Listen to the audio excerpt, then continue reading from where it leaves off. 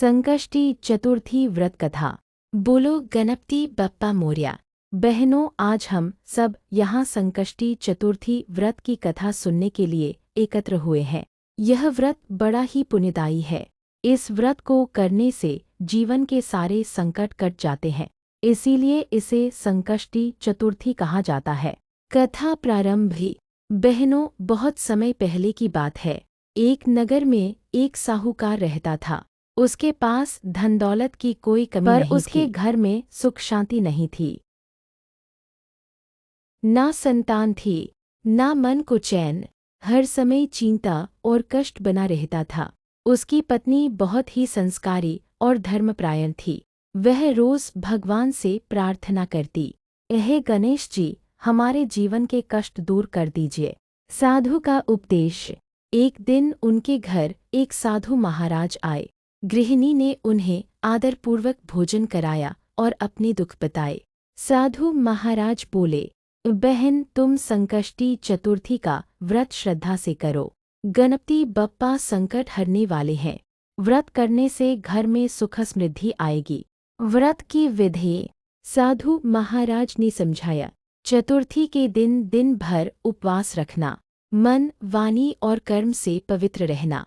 संध्या समय गणेश जी की पूजा करना, दूर्वा, लड्डू या मोदक चढ़ाना, कथा सुनना या सुनाना, चंद्रमा के दर्शन के बाद ही भोजन करना। व्रत का प्रभाव। बहनों, उस महिला ने पूरे विश्वास के साथ व्रत किया, भूखी रही, मन से गणेश जी का नाम लिया। चंद्रमा के दर्शन करते समय उसने कहा, हे गणपति बप्पा, जैसे आप सबके संकट हरते हैं, वैसे ही हमारे भी कष्ट दूर कर दीजिए। बहनों, गणेश जी उसकी भक्ति से बहुत प्रसन्न हुए। कुछ ही समय में घर में खुशियां आईं। पति का व्यापार चल पड़ा। भगवान की कृपा से संतान सुख मिला। घर में शांति और प्रेम बना रहा। महिलाओं में व्रत की परंपरा। जब यह बात नगर की महिलाओं को पता चली तो सबने संकष्टी चतुर्थी का व्रत करना शुरू कर दिया।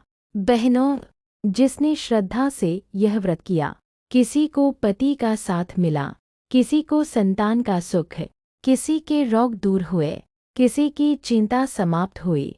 फलश्रुति। बहनों, जो भी नारी श्रद्धा, नियम और विश्वास से संकष्टी चतुर्थी का व्रत करती है, उसके घर से दुख, दरिद्रता और संकट अपने आप दूर हो जाते हैं। कथा समाप्ति। हे गणपति बप्पा, सबकी मनोकामना पूरी करना, हम सब पर अपनी कृपा बनाए रखना।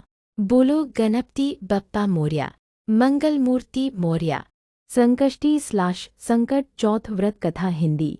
प्राचीन समय की बात है। एक नगर में एक निर्धन ब्राह्मण रहता था। वह भगवान श्री गणेश का परम भक्त था। हर माह चतुर्थी तिथि को वह पूरे विधि विधान से व्रत रखता, दिन भर उपवास करता और रात्रि में चंद्रमा के दर्शन कर भगवान गणेश की पूजा करता। एक बार उस ब्राह्मण पर भारी संकट आ गया। उस पर झूठा आरोप लगा और उसे कारावास में डाल दिया गया। जेल में रहते हुए भी उसने संकट चौथ का व्रत नहीं छोड़ा। उसने मन ही मन श्री गणेश जी का ध्यान किया और प्रार्थना की, हे विघ्नहर्ता, मेरी रक्षा कीजिए। भगवान गणेश उसकी भक्ति से प्रसन्न हुए और राजा के स्वप्न में प्रकट होकर सच्चाई बताई। राजा ने जांच करवाई। ब्राह्मण निर्दोष सिद्ध हुआ और उसे मुक्त कर दिया गया। साथ ही राजा को भी अपने किए पर पश्चाताप हुआ। तब से यह मान्यता है कि संकट चौथ का व्रत सच्चे मन से करने पर सभी संकट दूर होते हैं, संतान सुख मिलता है, धन, स्वास्थ्य और शांति की प्राप्ति होती है।